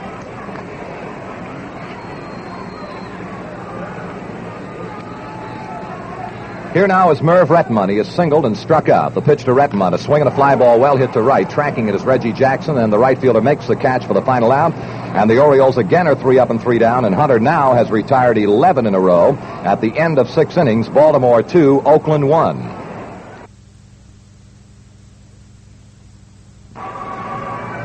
Chuck Thompson and Bill O'Donnell at Memorial Stadium in Baltimore. Game 2, the 1971 American League Championship Series, top of the 7th inning, bottom of the Oakland batting order. The 2 batters are Dave Duncan, Dick Green, and pitcher Catfish Hunter. It was Duncan's bat in the 4th inning with 2 down, and Bando at second base that accounted for the lone Oakland run. Duncan, one of the more underrated catchers in the American League. He is a very good catcher. More than adequate defensively with a good arm. Here is Cuellar's first offering. A strike call. He got the good curveball in. Dave Leonard and Grant Jackson now begin to throw in the Oriole bullpen. This is a 1-run battle headed for the top of the 7th inning. And there's no room for error. The 1-strike offering to Duncan. High for a ball. 1 ball and 1 strike. The Oakland A's have averaged, with the exception of the first inning, at least a hit per inning against Cuellar, and a total of 6. The 1-1. Low and a ball 2. 2 balls and a strike. Whereas the Orioles against Jim Catfish Hunter have been blank, absolutely stopped cold. After Powell's home run in the third inning, with nobody on, Hunter has retired everybody in order now through the 6th inning. Here is the 2-1 offering to Duncan. Cuellar's pitch, changeup, is high, and the count now is 3 balls and 1 strike. Grant Jackson, Dave Leonard in the Oriole bullpen.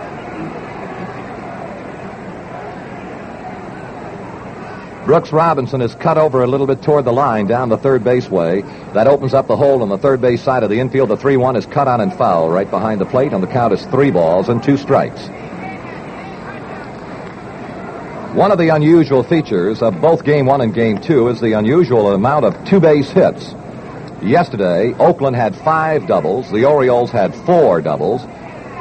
And today, the Oakland A's have contributed 3 doubles among their 6 base hits. The 3-2 pitch, high pop, shallow left, back Belanger on the left field of Buford. Belanger calling, Belanger the shortstop, makes the catch for the first out. 1 away in the bottom of the 7th, and the batter now is Dick Green. And yes, Catfish Hunter is in the on-deck circle. Hendricks is now calling for trainer Ralph Salvon. Salvon is coming out to talk to Hendricks, and it appears that the rod has a little something in the eye. And so this very capable Oriole trainer, Ralph Salvon, who, like everyone else on the Oriole Ball Club, and when I say that, I mean I go right on into the front office and include everyone, deserves their full share of credit for the success of the Orioles. I laugh because Tommy Chopay just made a move from the Oriole dugout as if I'll warm up Cuellar while they work on Hendricks. And that would happen over Cuellar's dead body. He absolutely refuses to throw to anyone but the catcher who is catching him in the ball game. He may every now and then throw to first or third. The pitch to Dick Green is a strike call. Green with a bunt single in the 3rd inning. It was a perfect bunt. And then he was called out on strikes in the 4th inning. Cuellar with the count 1 strike to the right-hand batting Green. Rocks over the rubber and throws. Swinging a foul. Out of play, first base side. 2 strikes to Green.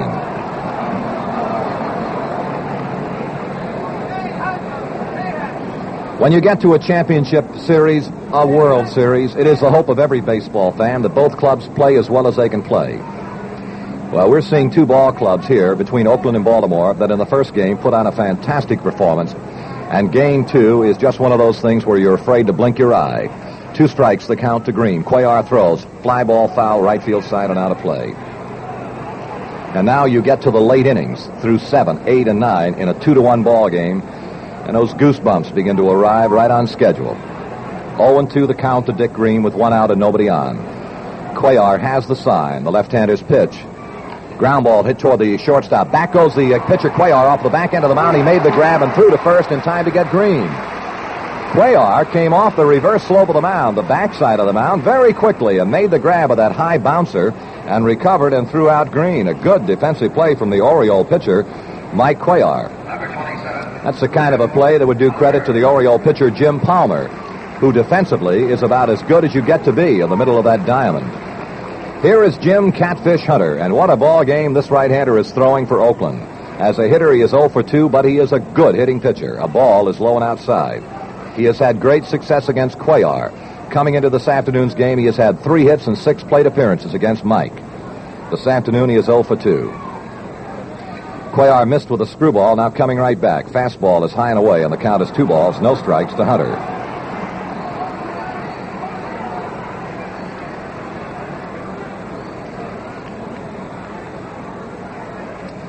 Now the 2-0 pitch to the right-hand swinging Oakland hurler.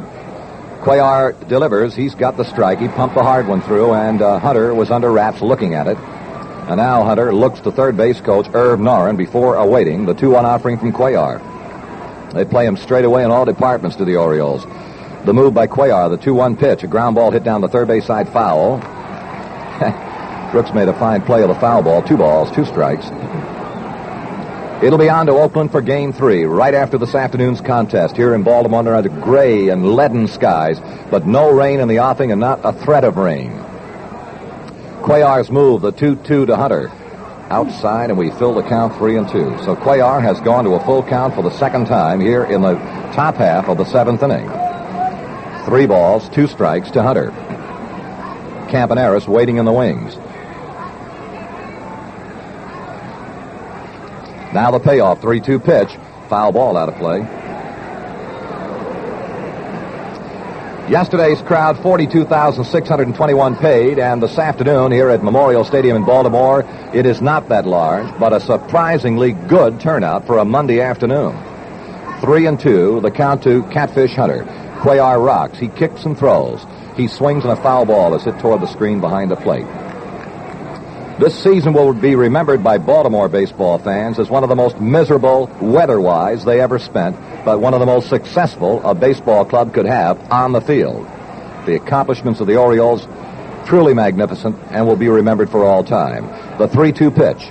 A looping pop fly, first base side. Powell in foul ground is there. He's got it for the final out. 3 up and 3 down go the Oakland A's. At the end of 6 1/2, the score, Baltimore 2 and Oakland 1.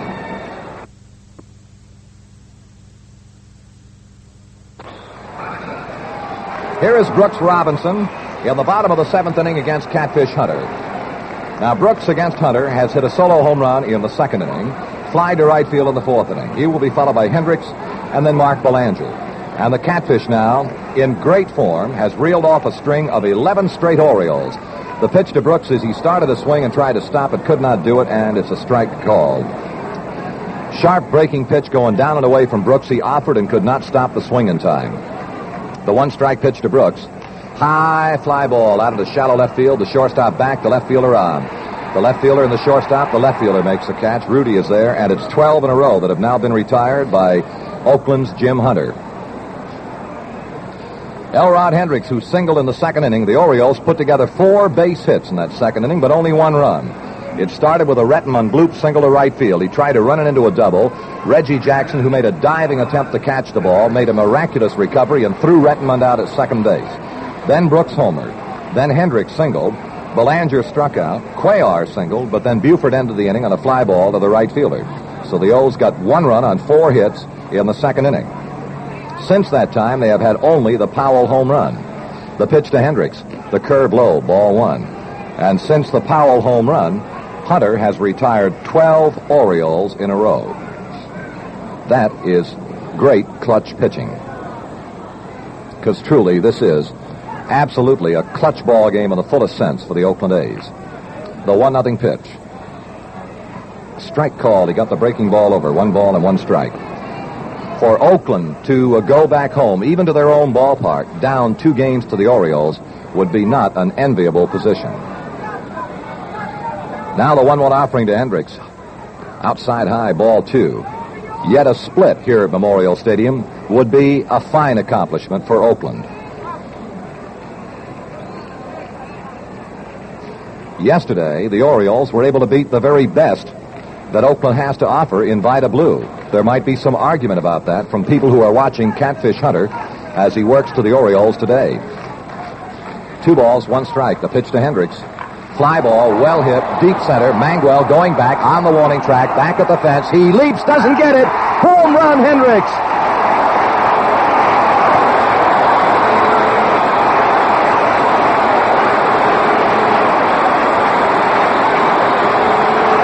Elrod Hendricks has just crunched a booming 400-foot blast into the Oakland bullpen in right center field.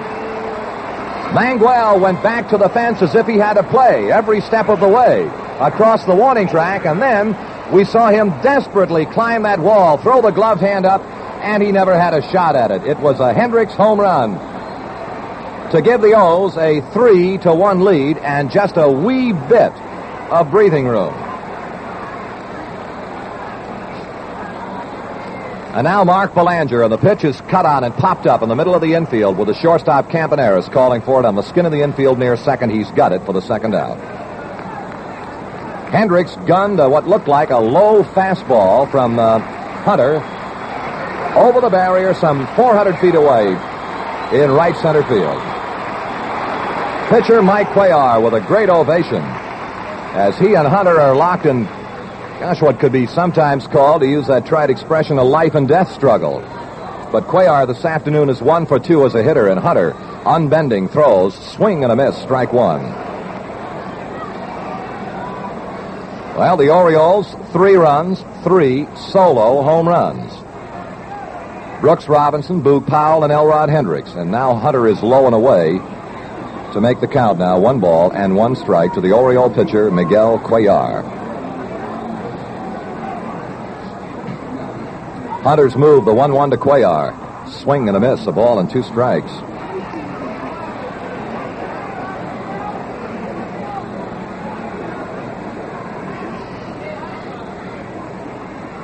Right back, the 1-2 pitch to Cuellar. He struck him out. Swing and a miss. Cuellar goes down, but the Orioles pick up a run, a base hit, leave no one at the end of 7. Baltimore 3, Oakland 1.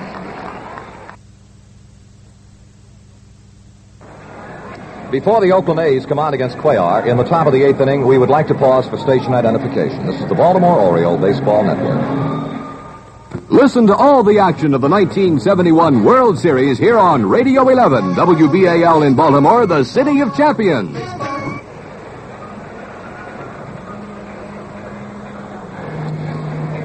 Eighth inning for the Oakland A's. It will be the top of the batting order. Campaneris, Rudy, and Jackson against Mike Cuellar.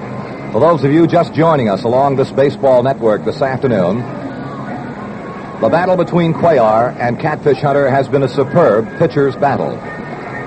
There have been 3 mistakes made by Jim Catfish Hunter of the Oakland A's. They have resulted in solo home runs by Brooks Robinson, Boog Powell, and Elrod Hendricks, and that's the Oriole lead, 3-1. The Oakland run, a 1-out double by Bando, and a 2-out single by Dave Duncan accounted for the run in the 4th inning. And now here is Campaneris against Cuellar, and the pitch is a strike called as Campaneris ran the hands up the bat, just leaned in and took the pitch all the way. Brooks Robinson is just about alongside the bag at third. Campaneris normally likes to bunt against Cuellar. He has not done so this afternoon. Cuellar's 1-strike offering, swinging a fly ball, well hit right field. Frank Robinson of the glove side comes in and makes the grab. Boy, that ball must have been sailing in a weird sort of a fashion as we watch Frank coming to the left side. It looked as though it was going to be, a routine sort of a catch, and then suddenly Frank started to hurry a little more, and the next thing we spotted the glove right down off the left shoe, and he speared it for the first out of the inning. 1 away. Cuellar has now retired 7 in a row. Here is Joe Rudy, who has grounded to third, has walked, has flied to right field. Right-handed swinger with a pronounced closed stance. Cuellar's move in the pitch. Strike called outside corner at the knees.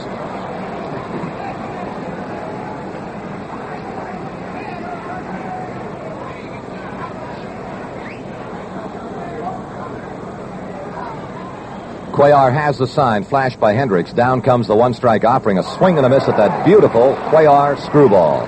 That pitch was really going down and away from the right-hand cutting Joe Rudy. 1 out, nobody on, top of the 8th inning. Cuellar always cool, calm, unperturbed, no matter the situation. His move and his pitch. A looping foul out of play, and the count holding at 2 strikes.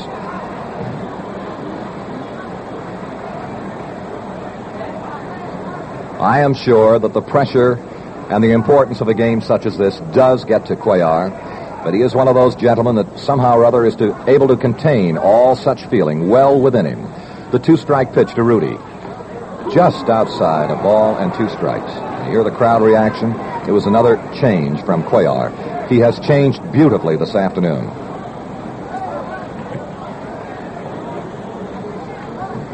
One out and nobody on. Cuellar stares to Hendricks, has the sign. Here comes the 1-2 to Rudy.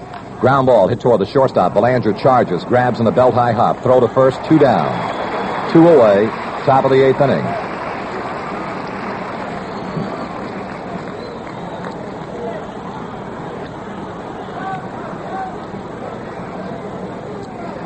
There are 2 down. Pat Dobson and Tommy Dukes are throwing in the Oriole bullpen. Here is Reggie Jackson. He came to the plate 12 times this year against Cuellar before he finally got a base hit, and it was a dandy, a scorching double in the left field corner. The pitch, strike, over the inside corner, hand high to the looking Reggie Jackson. Cuellar with a tremendous assortment of pitches, the fastball, the slider, the fast and slow curve, the fast and slow screwball. 1 strike, the count to Jackson. Cuellar moves and throws. A curve is fouled on the screen behind the plate. 2 strikes to Reggie. We're now in the late innings, the telling innings of a ball game. And the Oriole bullpen is ready. Should Cuellar... He finally got a base hit, and it was a dandy. A scorching double in the left field corner. The pitch, strike, over the inside corner, hand high to the looking Reggie Jackson. Cuellar with a tremendous assortment of pitches. The fastball, the slider, the fast and slow curve, the fast and slow screwball. 1 strike, the count to Jackson. Cuellar moves and throws. A curve is fouled on the screen behind the plate. 2 strikes to Reggie. We're now in the late innings, the telling innings of a ball game. And the Oriole bullpen is ready, should Cuellar falter, as he drives for another playoff victory. And it has not been an easy game. None of these are. All ready to go. The 2-strike offering to Reggie Jackson. Cuellar delivers. Ground foul off the third base side. And the count holding 2 strikes to Reggie. Unless my eyes deceive me, Jackson kind of choked up on the bat a little bit with a count 2 strikes in an effort to protect that plate. What great potential this young man has. No one knows, and I'm sure that includes Reggie himself, just what a ball player he could be when he arrives at his full potential, and I'm sure he will. The 2-strike pitch to Jackson. Ground ball sharply hit at Dave Johnson, second baseman. He's got it. The throw to first. He's got him. 3 up and 3 down. At the end of 7 1/2 innings. Baltimore 3, Oakland 1.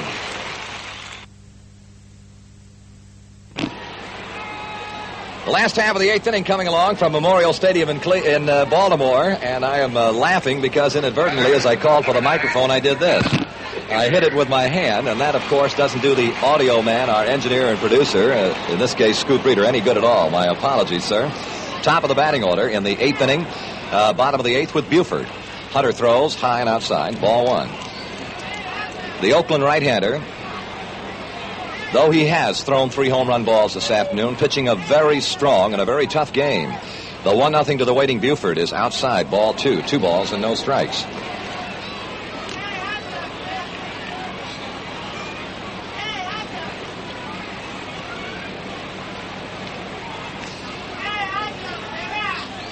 Now the 2-0 to Don Buford. Swinging a high fly ball out into fairly deep right. Jackson is ranging to his right. The center fielder crossing over. The right fielder Jackson is there to handle this one in rather deep right center for the first out in the bottom of the 8th inning. Dave Johnson 0 for 3 against Jim Hunter. As you listen to the Orioles in the bottom of the 8th inning and are thinking about Oakland in the top of the 9th, it's Davis, Bando, and Manguel as the 2 batters. All ready to go. Here is a look for the sign by Hunter, and the first pitch to Dave Johnson. Way outside, it came right by the mid of catcher Duncan to the screen, ball 1. The Oriole bullpen of Tommy Dukes and Pat Dobson are throwing pretty good right now. The Mudcat, Grant, is warming for Oakland. Here's a...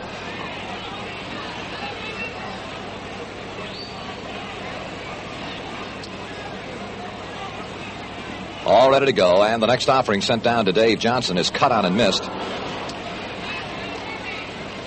And Larry Knapp now takes time to go out and dust off home plate.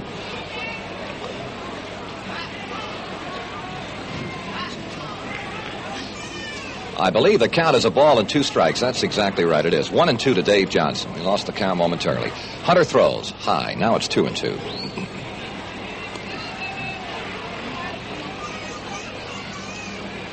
Veteran Larry Knapp on balls and strikes at home plate today. O'Donnell at first, Luciano at second, DeMuro third. The pitch. High inside, ball 3. And Johnson turns away from that pitch.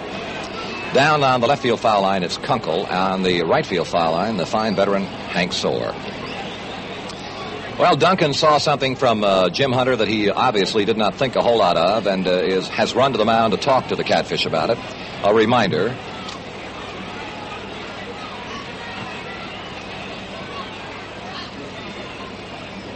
Hunter, for the first time in his career, is a 20-game winner this year, winning 21 and losing 11. The 3-2 pitch to Johnson. Line foul, third base side, and the count holds.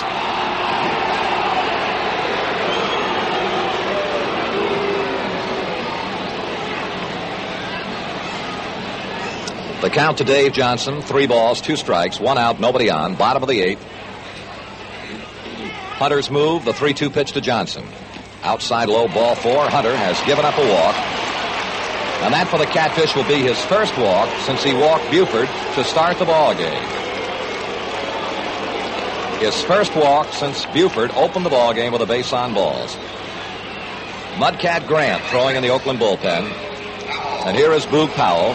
Powell has popped to second, has homered, has fouled out to the third baseman. Tommy Davis moves in to take the bag with the runner Dave Johnson at first base. Hunter now working from the stretch.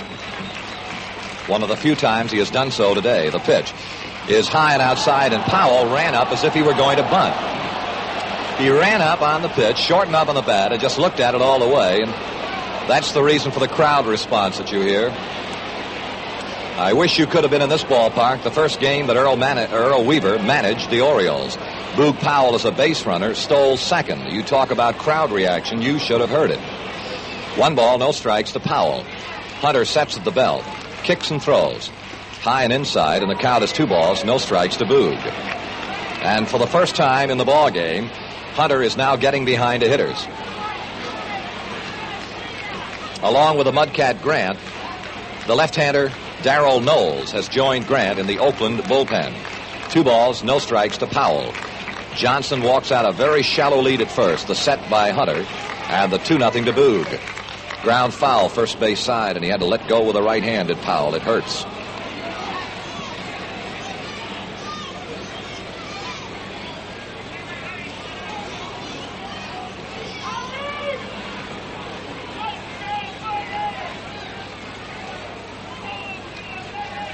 Powell is taking just a little bit of a recess now after that swing that kind of gave him a little jolt in that right wrist.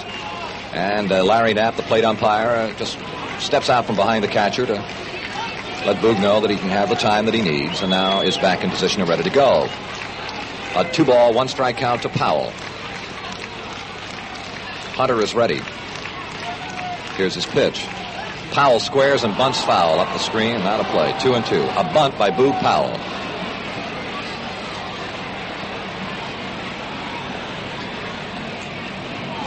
Well, a couple of reasons for the Powell bunt. Naturally, he would love to get Johnson down into that scoring position. Plus the fact that from up here, this is a dangerous place to be making guesses, but it appears that the wrist is really bothering Boog Powell. In other words, he cannot swing the bat the way he would like to swing it.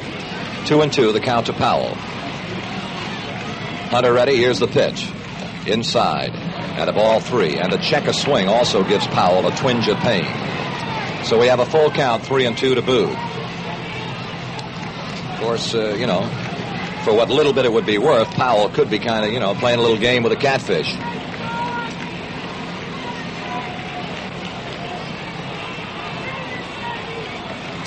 Three and 2, the count to Boog Powell. 1 out, Johnson at first. They run him or hold him. The set, they hold. The pitch, swing, fly ball, really hit. Deep, deep, deep, right field. Home run, Boog Powell.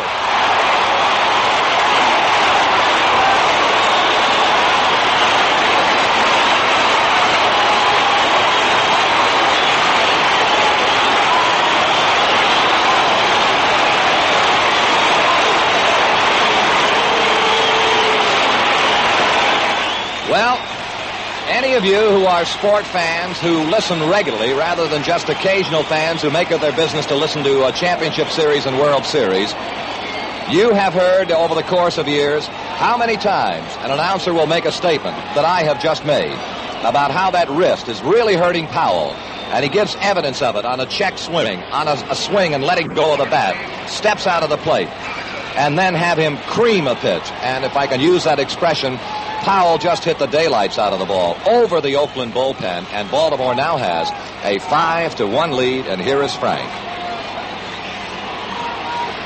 All ready to go on the pitch to Frank. A check swing and a strike is called. Frank could not stop the swing, or it was in the strike zone. Powell with 3 runs batted in with 2 home runs this afternoon. Hunter ready and throws. He's low and away for a ball. 1 ball and 1 strike. And the Orioles, as they did yesterday against The magnificent young left-hander, Vida Blue, came on with a rush in the late innings, have done it again this Monday afternoon. Now the 1-1 pitch to Frank. A swing and a high fly down the right field side, fading foul, giving chase Tommy Davis. He may have a play. Near the box seats, Davis has got it. He held on for the second out of the inning. Frank Robinson fouls out to first baseman Tommy Davis. Now the Orioles are 3 outs away from their second victory in the championship series. Merv Retmund is the next batter due. Merv has singled, struck out, and flied to right. And looking ahead to that Oakland ninth inning, and Baltimore fans certainly are doing that, it's Davis, Bando, and Manguel. Hunter throws to Retmund, a ball too high.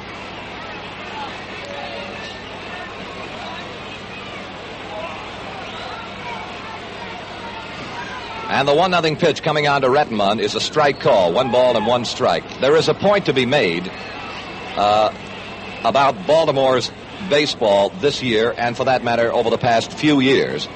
The 1-1 offering coming down to Merv Retmund is low inside, ball 2. A pitcher who works for the Baltimore Baseball Club will have a lot more confidence than the average pitcher, because I think each one, to a man, realizes to himself that if I hang tough, if I just don't give up too much, these fellas will eventually get me some runs. Now the 2-1 to Retmund. Ground, a foul ball up the screen and out of play. 2-2 to Merv. As McNally yesterday was touched for 2 runs and 3 hits in the second inning. A run on 2 in the 4th inning, but yet he hung tough and stopped Oakland through innings 5, 6, and 7. And the Orioles came on in the 7th with 4 runs and gave him a 5-3 victory. Now the 2-2 to Retmund. Ground ball solely hit charging shortstop Campaneris. One-handed grab, rips the throw. He is out at first base. That's it, the final out of the inning, but the Orioles, 2 runs, a hit, nobody left at the end of 8. Baltimore 5, Oakland 1.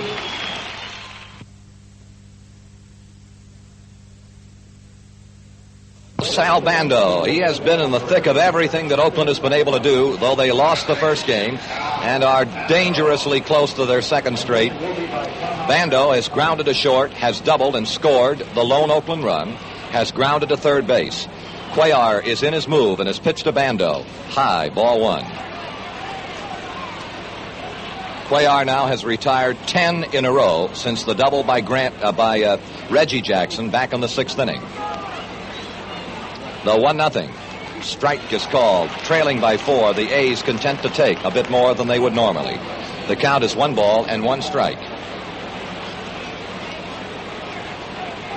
Cuellar mops the brow just a little bit, staring intently at Hendricks, who sets up low and inside, and the pitch is cut on a ground ball slowly hit to the shortstop. Belanger in the glove. Throw to first base. 2 down in the 9th inning. Weak ground ball to shortstop Belanger. Cuellar 1 out away from victory number 2. And the Orioles, coming off a magnificent championship season, accomplishing things that had not been accomplished in baseball for untold years, are now 1 out away from 2 straight victories over the best in the West, the Oakland A's. Here is Angel Manguel. He is 0 for 3 against Cuellar. Cuellar has retired 11 in a row. A high pop-up. When this one comes down, the game will be over. Brooks Robinson waiting. He's got it. The Orioles have done it. 2 in a row over the Oakland A's. Cuellar finishes retiring 12 in a row. And everybody is out of the dugout to congratulate Mike Cuellar for his complete game victory at the expense of the Oakland A's. That is it. The Orioles win it by a score of 5-1. Be back with a recap right after this message. Well, the second game of the 71 American League Championship Series, played at Memorial Stadium in Baltimore, has gone to the Baltimore Orioles by a score of 5-1. 2 pitchers, the left-handed Cuellar and the right-handed Catfish Hunter, battled each other on almost equal terms the greater part of the way, until in the late innings 7 and 8, the Orioles opened up the daylight, gave Cuellar a little bit of breathing room, and the talented Cuban made the most of it, finishing the game with a rush as he retired 12 A's in a row, following a double by Reggie Jackson as a leadoff batter in the 6th inning. Not another man reached against Cuellar. The Orioles scored first this afternoon. with Brooks Robinson hitting a solo home run in the second inning. Powell matched that with a solo home run in the third. The Oakland A's came right back in their half of the fourth inning with a one-out double by Bando, a two-out single by Duncan scored him. It was a 2-1 ball game, and just as tight as you could make it, as neither Cuellar nor the Oakland right-hander Catfish Hunter would give an inch. With one out in the seventh inning, Elrod Hendricks powered what appeared to be a Hunter fastball into the bullpen in the right center field area of Memorial Stadium to give the Orioles not a 1 but a 2-run lead over the Oakland A's. And then to finish the job in the eighth inning, when Hunter had given up only his second walk, he walked Buford to start the game, and with one out, he lost Dave Johnson on a 3-2 pitch. Powell then took the count full and hit a tremendous shot over the Oakland bullpen in right center field for his second home run of the game, and the Orioles had their second victory in a row over Oakland.